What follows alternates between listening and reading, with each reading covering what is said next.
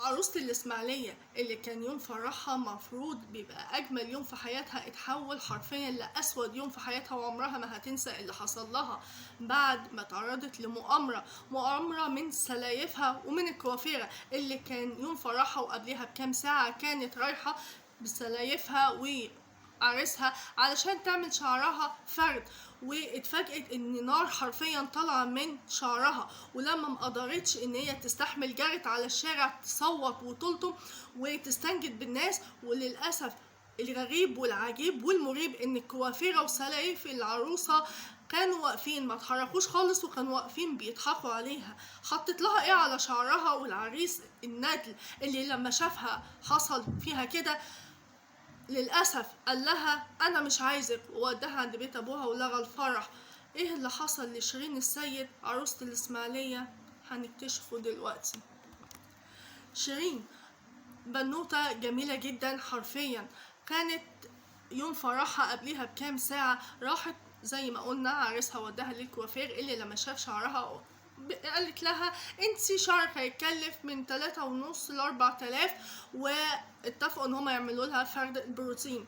وراحت يوم الفرح قبلها بكام ساعة كده، كانت معاها سلايفها، وبتقول ان هي فوجئت ان الكوافيرة حطت لها مفروض على حسب ما قالت لها ده البروتين مادة مجهولة كده على راسها. بتقول ان هي اول ما حطت المادة دي على راسها حست حرفيا ان نار طالعة من دماغها، حرقان شنيع يا رب ما حد يشوفه ابدا. زي ما بتقول ان هي راحت بقت تصوت وتقول لها انا حاسه بحرقان جامد جدا في راسي. قالت لها لازم الماده دي تتحط ساعه على راسك. وده الغريب، انا اعرف ان ماده البروتين لما بتتحط على الراس ما بتقعدش الماده يعني المده دي كلها، ساعه كتير قوي. بس بتقول ما قدرتش استحمل، حسيت بنار وحرقان شنيع محدش يقدر يستحمله، لدرجه ان انا بقيت اصوت واعيط، ولدرجه جريت على الشارع استنجد بالناس يلحقوني ويرحموني من اللي انا فيه. والغريب وعلامات الاستفهام ان الكوافيرة وسلايف العروسة كانوا واقفين ما اتحركوش خالص جوه الكوافير، وبقوا يضحكوا عليها. هو في ايه؟ هو اتفاق ما بينهم ولا ايه؟ هي عصابة واتلموا على بعض ولا ايه؟ بتقول الناس بقى يهونوا عليها ويطبطبوا عليها، وبتقول ان عريسها لما جالها وشافها بالمنظر دوت، بتقول ان هو جه وداها عند بيت اهلها وقال لها انا مش عايزك، ولغى الفرح تماما ندل حرفيا.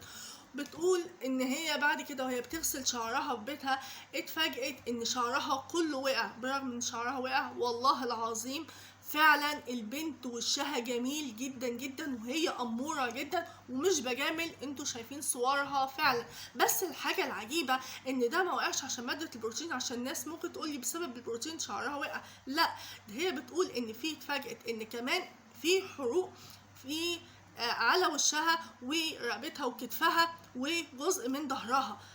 وطبعا يمكن الشعر لما اتحطت عليه المادة دي ووقع يعني جه على وشها ورقبتها وكتفها وظهرها فعمل حروق. طب ايه المادة دي او ايه اللي كان في المادة دي محطوط فيها علشان لما يتحط على الشعر يوقع الشعر من الجذور وكمان يعمل حروق في الوش والرقبة والكتف والظهر؟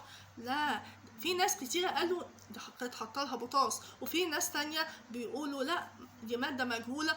وطبعا ان اهلها بلغوا الشرطة وجرت تحقيقات لحد وقتنا هذا. بس تعتقدوا من وجهة نظركم هل دي عصابة او الكوافيرة اتفقت مع سلايف العروسة ان هم يعملوا فيها كده بحيث ان الجوازة تتفشكل، ولا ايه؟ ولا موقف العريس تفسروه بايه؟ ان هو كان ندل وان هو لغى الفرح وان هو ما وقفش معاها بالرغم ان هو اللي حصل لها ده بسبب اهله وسلايفها ومفروض كان يقف معاها. يعني انا مش فاهمه ازاي الندالة دي حصل وعملها مع البنت اللي اختارها واللي خلاص كان كام ساعة وهيتجوزوا. بجد موقف صعب جدا جدا. هي ربنا يكون في عونها، هي بيقولوا ان يعني الحمد لله ان احنا كشفناه قبل ما هي تروح بيته، والحمد لله ربنا وعدها بالاحسن منه. هي طبعا بتاخد العلاجات اللازمه علشان تتحسن وكده، بس اكيد هتتعرض على الطب الشرعي عشان يعرف ايه هي الماده اللي اتحطت على راسها تسببت ان شعرها كله يقع، والحروق اللي كانت في جسمها اللي احنا قلناها قبل كده، فاكيد كان فيها ماده كاويه. ولو هي غصب عن الكوافير حطت لها ماده عشان تفرد لها شعرها، يعني هي المفروض 3000 ونص ل 4000، يبقى معنى كده ان هي المفروض تجيب لها ماده نظيفه. فلو جابت لها ماده اي كلام وسكوبونس وكده، طيب بس مش هتعمل لها حروق في الجلد ولا هتوقع الشعر ولا كده، لا. وحروق في ايه؟ في حاجه مش طبيعيه، وعلامات استفهام ان شاء الله هتكشف. وان شاء الله كل اللي تم اشتركوا في الخطة وتم ان هم عملوا الخطة الدنيئة دي الشيطانية، ان شاء الله بربطة المعلم كده هيتقبض عليهم، واولهم الكوافيرة ان شاء الله، وكل اللي سلطها واللي كان معاها، وان شاء الله هيبقوا في النيابة قريب جدا وهياخدوا الحكم اللي يستحقوه. لان البنت فعلا نفسيتها متدمرة، ربنا يعدي الفترة دي عليها حرفيا. فعلا من أجمل يوم في حياتها اتحول بكل الحسودين اللي حواليها والشياطين اللي حواليها الأسود يوم في حياتها. ربنا يعوضها خير، وإن شاء الله يجي لها حقها قريب جدا. عايزة أسمع رأيكم من وجهة نظركم، إيه اللي يكون حصل لها؟ ده خطة واتفاق ما بين شوية شياطين كده وزي ما بيقولوا عواجيز الفرح، ولا إيه بالظبط؟